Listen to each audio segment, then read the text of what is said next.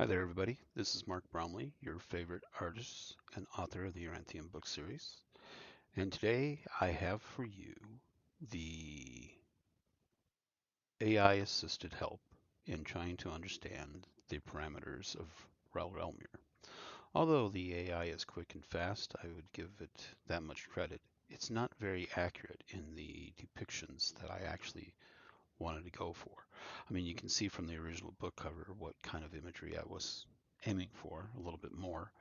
But it does help and assist me in trying to figure out and solve for certain issues that drawing from imagination has from trying to create more realistic looking images. And if my book translates pretty good to a more realistic imagery, if I was actually to turn it into a production like a miniseries or a long running movie series, what it would look like.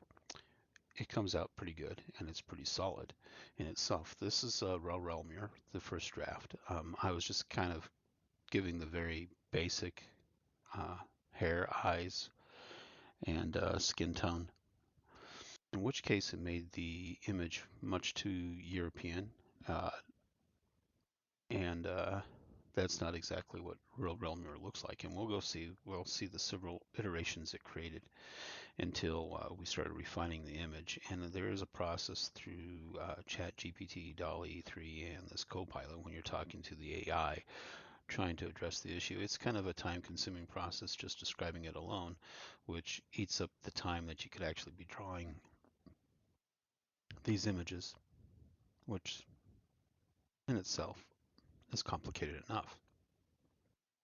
The second image, we got the sunfire eyes that turned out rather well, but then we got this splashy draws, some kind of weird tattoos. I mean, is tattooed. There are tattoos on him, but trying to describe the tattoos would be kind of difficult.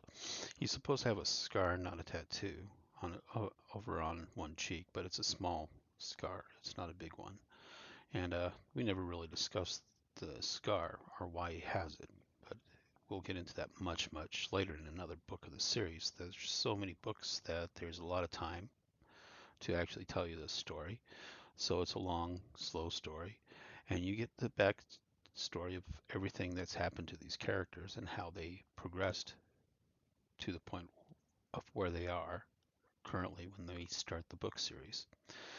And this came out all right with the hair and stuff. He does have a ponytail. I said ponytail, but they kept doing it a top knot instead. So it's kind of wild and flowing like that.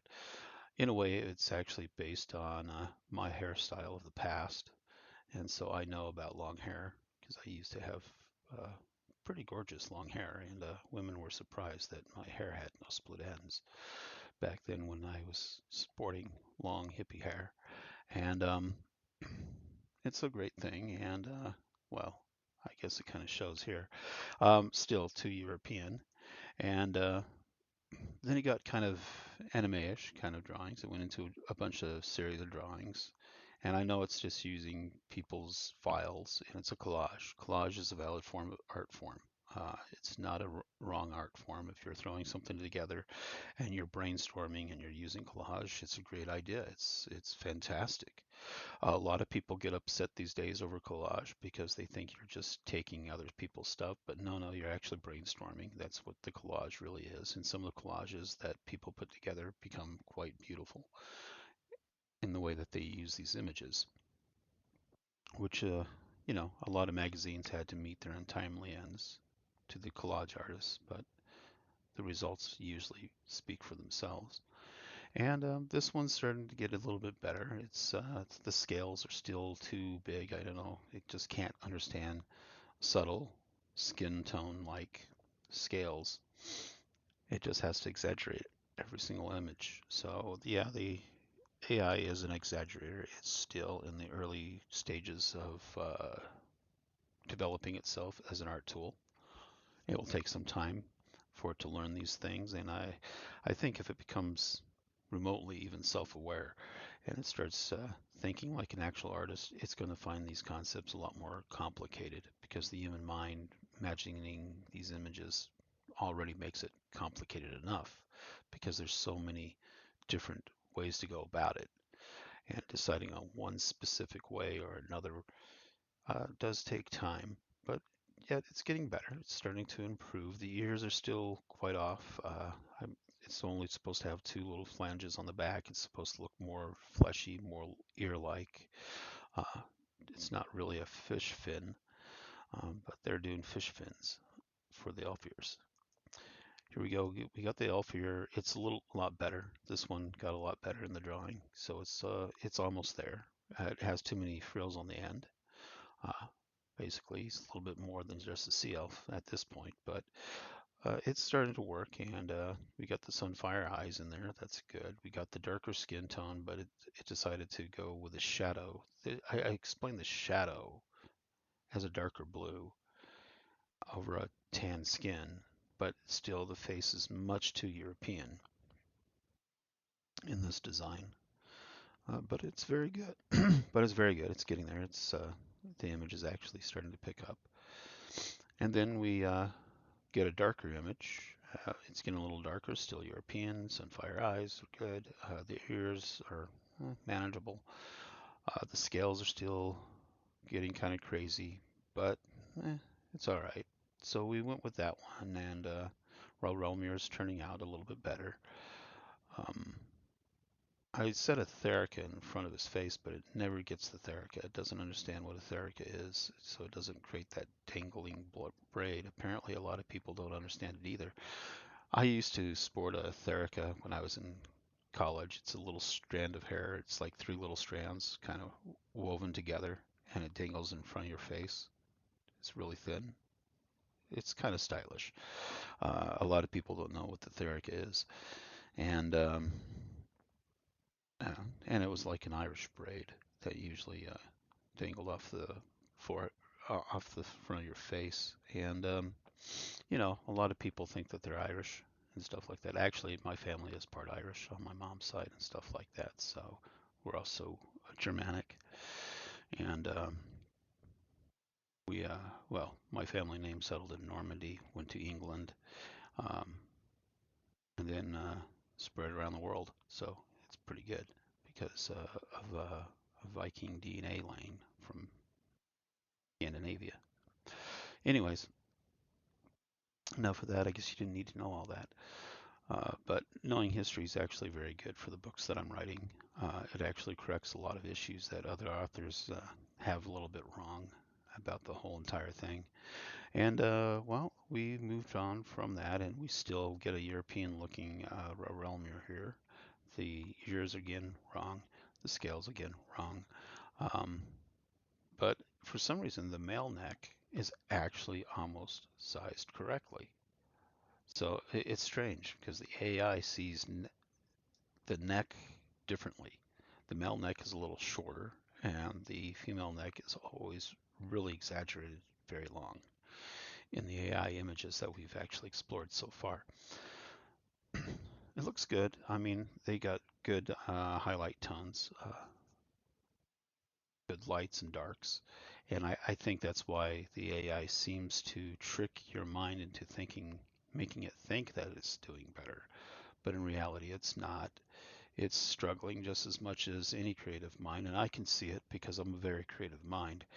And I've tried to have a conversation with the AI, trying to talk about its perceptions, and it gives me verbatim snippets that it's had either programmed into it or that it's selected that just made it sound a little bit more cheeky or more intellectual instead of being able to simplify its artistry, try to turn it into a poetic view. And I'm not sure if the AI is actually truly an AI or if it's more like a VI, a virtual intelligence, where it's just basically told what to recite and it's given a format and it just does that. It's kind of, it can easily trick you, it can easily fool you, but when you start seeing that it doesn't really sound officially like a person. It just feels like it's been told to do this. Then, then you can see that it's not truly an artificial intelligence, not yet. Not yet. It's working on it, but it's quick with the drawings and the pictures, and some of them look pretty good, but this one is still a reject, even though it's a darker skin one. It's too dark blue, I think. And here we go. Now we got, I had to put in the word African to actually get the concept of Rarailmuir to come forward. And here he is. He's coming more forward. He has the ponytail. They got the ponytail in this image. That's a good thing. And the hair is there. It's kind of wild. And he has his sunfire eyes. He's a pretty dominating figure within the book series itself already. So I guess when you see him in Yoranthium, you're going to see that he is very dominant in his imagery and his perception.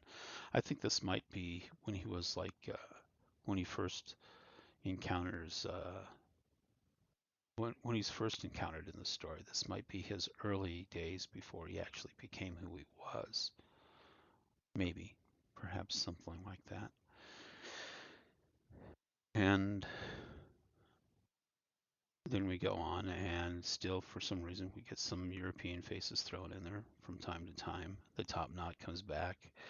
It tries to do the Therica on the Therica braid on the side, but it kind of failed because it shredded, so it's not tied off like it's supposed to be. You got to tie that stuff off, otherwise you get this kind of fraying. But it's starting to work out a little bit better.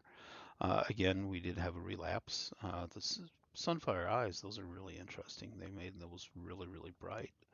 And yeah, I could improve that with my images there.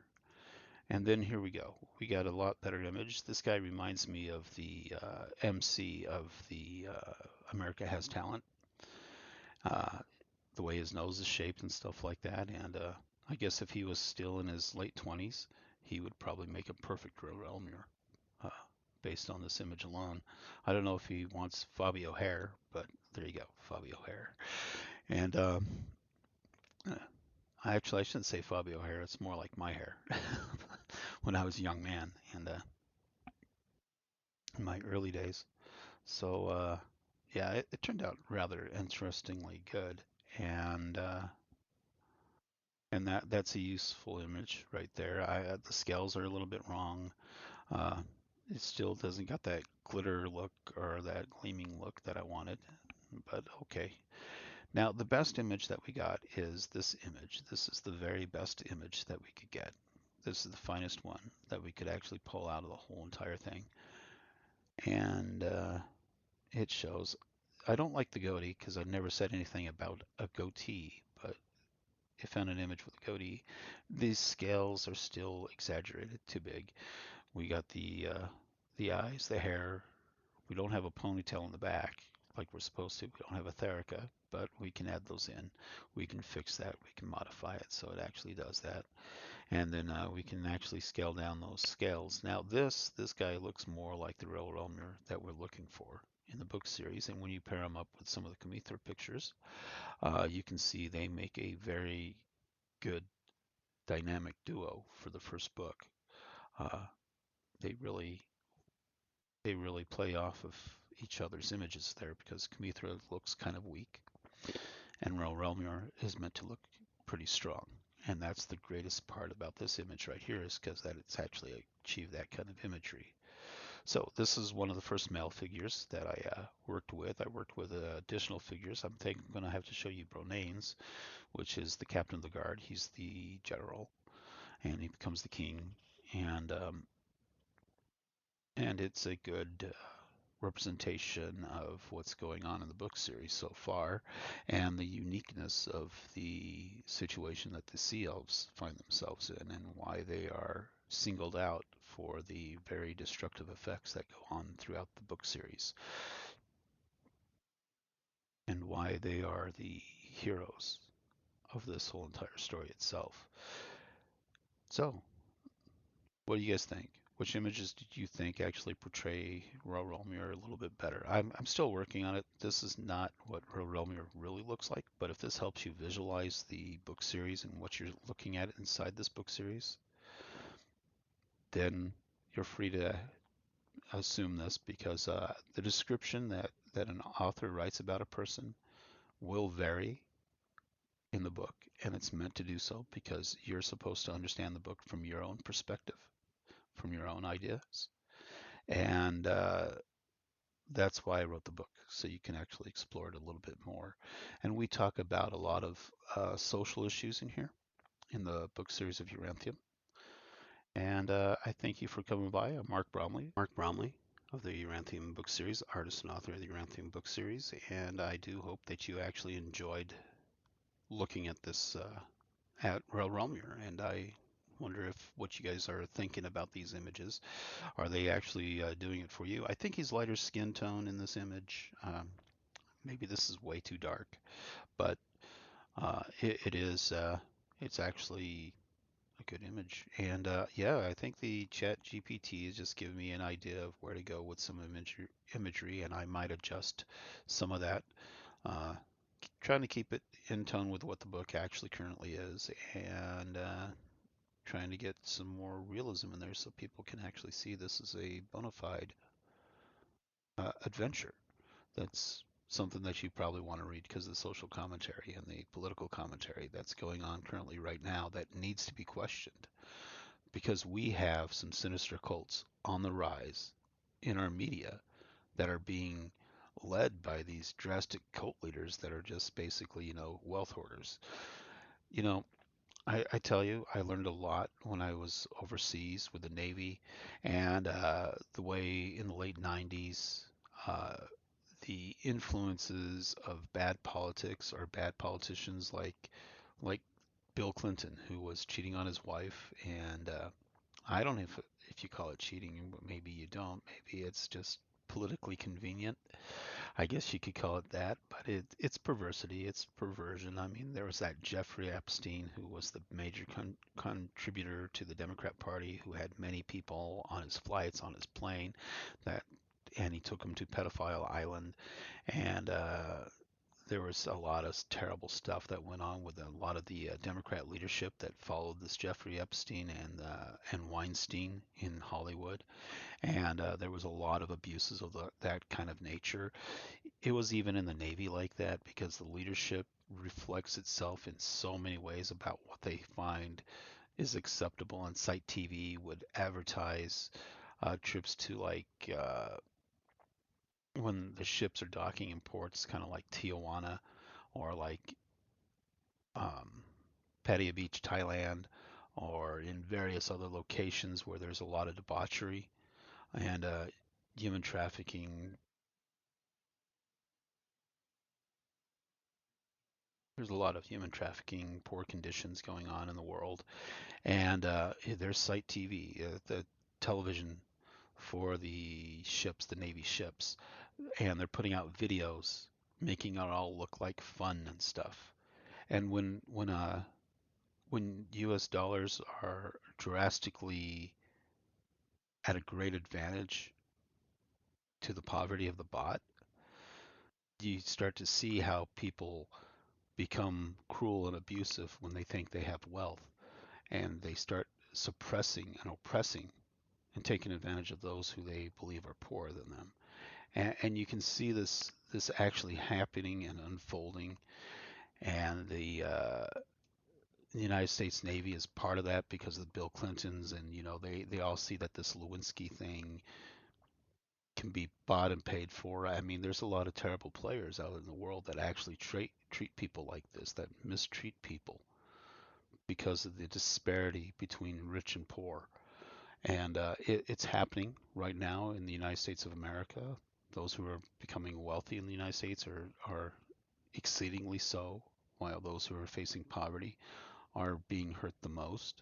I should know. I live in poverty, the North Korea of Northland, Colorado, and I can tell you that it is not a great way to live. It's not a good existence. A lot of the people that get dragged in that existence, they have fear in them. They have a lot of deep-seated fear, and it's not good that this Nazi type stuff, why I call Soros a Nazi, why I say his Emerge group is a Nazi group, why I say that the Democrats I ran against are Nazis and oppressors and tyrants. The disparity of wealth is very obvious. It's very, very obvious. And the way that Americans think because of their programming from the 90s and the early 2000s, because of bad leadership in the Democrat Party that actually okayed this kind of behavior, that kept actually thinking that this was right to do to people that they belittled and that they undermined, is a travesty still in our modern times. We have shown no growth in our population or in our society, and it shows from the very original slave trades over in the Middle East that started down in the parts of Africa, up into the Middle East, reached out into the lands of Asia, and across this whole entire scope. Those who always believe that they have more wealth and more power, they think they're entitled to it, and that entitlement allows them to treat people poorly and badly. And it happens quite a bit. And we talk about that in the third book of the series, The Land of the Potentate, where I start to point this out because in my travels with the Navy, I had deep remorse and deep regret in some of these port visits for what was really happening and transpiring uh, because of the disparity between the wages of an American and the wages of a of people in Thailand and Hong Kong and other places in this world. The disparity itself was so obvious. And then when you come back to the United States, everywhere you go, you still see the same problem happening here in the United States. And now it's even gotten worse with the open borders. It has gotten worse. And it is proliferating to a much more terrible condition everywhere we go because this is the cruelty of the people that I run against, of that Nazi Soros group. Soros emerged, ran group. And it's just sad to see that kind of stuff happening within our nation, within our state. And it's all because of that sociology, psychology, and political science stuff. These are people who think that they're entitled to power, even though every single thing that they believe in is fake. It's false, and it's not a real thing. Well, anyways, that's enough of that. I talk about it more in the Yoranthium book series. So yeah, you have to buy the book to actually understand a little bit more of what's going on. And I do highly encourage it. I'm Mark Bromley, artist and author of the Yoranthium book series. Thanks for listening. Thanks for coming to my website. And this is Rarailmuir, one of the heroes of the book. And it becomes even more obvious as we speak about his character because we go into his past, the past that he forgot, that was forgotten and lost, and his actions around the dragon that attacked Yoranthium. And there's a really great story to all of it. Thank you very much. You have a great day.